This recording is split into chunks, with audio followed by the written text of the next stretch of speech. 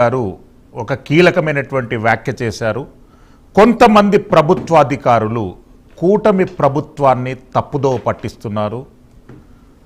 ప్రశ్నారావణ్ వ్యవహారంలో కూడా కొన్ని శిక్షలు తగ్గించే కేసులు నమోదు చేస్తే ఈ వ్యవహారం చిలికి చిలికి గాలివానగా మారేది కాదు అనేటటువంటి అంశాన్ని ఆయన ప్రస్తావనకు తీసుకొచ్చారు. మరోపక్క ప్రశ్నారావణ్, ప్రకాష్ రాజ్, జడ శ్రవణ్ కుమార్లు చేసినటువంటి అంశాన్ని ఆయన ఎక్కడా ఎప్పుడు సమర్థించలేదు, వాటిని వ్యతిరేకించారు. కానీ ప్రభుత్వ అధికారులు కొంతమంది ప్రభుత్వాన్ని తప్పుదోవ పట్టిస్తున్నారనేటటువంటి కీలకమైనటువంటి వ్యాఖ్య చేశారు. మీరు ఎట్లా స్పందిస్తారు కృష్ణాంజనేయులు గారి వ్యవహారం? ఏవి వెంకటేశ్వరరావు ఆయన 3.5 దశాబ్దాల పాటు పోలీస్ శాఖలో ఉన్నారు. డైరెక్టర్ జనరల్ గా రిటైర్ అయ్యారు. ఆయనకు అవగాహన ఉంది. మీరు చెప్పినట్టుగానే ప్రశ్నారావణ గాని, జడా శ్రవణ గాని ఈ విధమైనటువంటి వ్యాఖ్యలు చేసేటువంటి వాళ్ళని ఆయన అసలు ఎట్టి పరిస్థితుల్లో సమర్థించలేదు. ఎవరు సమర్థించట్లేదు. ప్రజాస్వామికవాదులు ఎవ్వరు సమర్థించరు. చట్టాలని విశ్వసించే వాళ్ళు, చట్టాలని గౌరవించే వాళ్ళు వాళ్ళ మాటలను ఎవ్వరు కూడా సపోర్ట్ చేసేదానికి అవకాశం లేదు. కానీ ఏబి వెంకటేశ్వరరావు ఈ ప్రభుత్వాన్ని చాలా స్పష్టంగా ఒక ప్రశ్నించాడు. ఏం ప్రశ్న వేశాడు? మీరు ఏదైతే అతను దూషణలు చేశాడో అందుకు అనుగుణంగా కేసులు పెట్టి అందుకు బెయిల్ వస్తే 4 కేసుల్లో బెయిల్ వస్తే ఉగ్రవాద నిరోధక చట్టం పెట్టారు. ఇది తప్పు. ప్రభుత్వం చేసినటువంటి ఈ విధమైనటువంటి చర్య తప్పు. ఈ విధంగా ఎవరైనా సరే ప్రభుత్వానికి వ్యతిరేకంగా మాట్లాడితే ఈ విధంగా ఉగ్రవాద నిరోధక చట్టం పెడతామని బెదిరిస్తున్నారు ఈ ప్రభుత్వము అని చాలా స్పష్టంగా చెప్పాడు. దాంట్లో అధికారులు ఉండొచ్చు, ప్రభుత్వంలో వాళ్ళు ఉండొచ్చు, అందరూ ఉండొచ్చు. ఇక్కడ ఒక అంశం అండి, ఎవరైతే ఈ విధంగా మతపరమైనటువంటి ఘర్షణలు రేకెత్తించే వాళ్ళు, అదే విధంగా దూషణలు చేసేటువంటి వాళ్ళు ఎవరి మీదైనా సరే ప్రభుత్వం చర్యలు తీసుకోలేదు అనుకోండి, ఘర్షణలు రేగటం ద్వారాగా ఆంధ్రప్రదేశ్ లో శాంతి భద్రతలకు విఘాతం కలిగితే ప్రజలకు నష్టం, ప్రభుత్వానికి కూడా నష్టం. మరి ప్రభుత్వము మరి అందరి విషయంలో ఒకే రకంగా వ్యవహరిస్తుందా?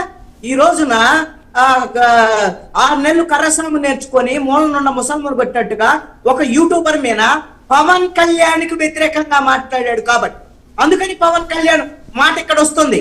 పవన్ కళ్యాణ్ ఏ భాష అయితే మాట్లాడాడో అదే భాష మాట్లాడు. పవన్ కళ్యాణ్ ఏ విధంగా అయితే హిందువులను రెచ్చగొట్టేటువంటి విధంగా వారాహి డిక్లరేషన్ అప్పుడు తిరుపతిలో మాట్లాడాడో ఇతను కూడా అదే మాట్లాడాడు. అదే విధంగా త్రిపులార్ ఏ విధంగా అయితే ప్రతిరోజు ప్రెస్ మీట్లు పెట్టి మాట్లాడుతున్నాడో ఆ భాషను కూడా అది కూడా పూర్తిగా ఈ రోజున మతపరమైనటువంటి ఘర్షణలు రేకే విధంగా ఉన్నాయి. ఆనం రామనారాయణ రెడ్డి మంత్రి ఈ రోజున చెప్తున్నారు, ఆంధ్రప్రదేశ్ లో మత ఘర్షణలు రేకెత్తిచ్చేటువంటి విధంగా కొంతమంది ప్రయత్నిస్తున్నారు, వాళ్ళ మీద చర్యలు తీసుకోవాలి అని. ఖచ్చితంగా చర్యలు తీసుకోవాలి. మరి రావడం మీద మీరు ఉగ్రవాద చర్యలకు సంబంధించినటువంటి కేసులు పెట్టినప్పుడు మరి త్రిపులార్ మీద ఎందుకు పెట్టరు? రాధా మనోహర్ దాస్ మీద ఎందుకు పెట్టరు? అదే విధంగా అమర ప్రసాద్ మీద ఎందుకు పెట్టరు? మరి ఖచ్చితంగా పెట్టాలి కదా. మరి పవన్ కళ్యాణ్ తిట్టమని చెప్పినప్పుడు ఎవరైతే పంతం నానాజీ అనేటువంటి జనసేన ఎమ్మెల్యే ఇష్టం వచ్చినట్టుగా బూతులు తిట్టాడు కదా, మరి అలాగ బూతులు తిడితే పవన్ కళ్యాణ్ సమర్థించాడు కదా, మరి ఆ విధంగా దూషణలు చేయటం కూడా తప్పే కదా. మరి వాళ్ళ మీద కేసులు పెట్టాడు.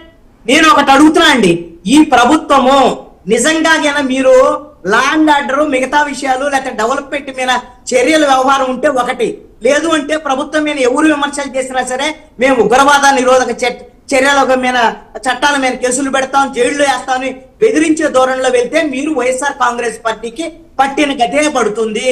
మీరు చేయాల్సినటువంటి పనులు చాలా ఉన్నాయి.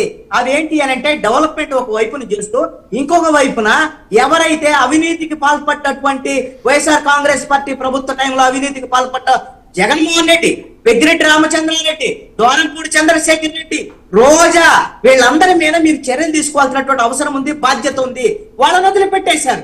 వాళ్ళని వదిలిపెట్టేసి వాళ్ళ వైపు కూడా చూడకుండా యూట్యూబర్ రావణ గురించి అయ్యో అసలు ఈయన మామూలు విలన్ కాదు అనేటువంటి విధంగా ఈ విధమైనటువంటి ఎక్స్పోజర్ చేస్తూ 164 సీట్లు వచ్చినటువంటి 21 ఎంపీ సీట్లు ఇస్తే ఈ రోజున యూట్యూబర్ మీద మీ ప్రతాపం చూపిస్తున్నారు. ఇదే మీరు చేసే పని అని నేను అడుగుతున్నాను. చట్టం అందరికి సమానమైనప్పుడు పవన్ కళ్యాణ్కి అదే విధంగా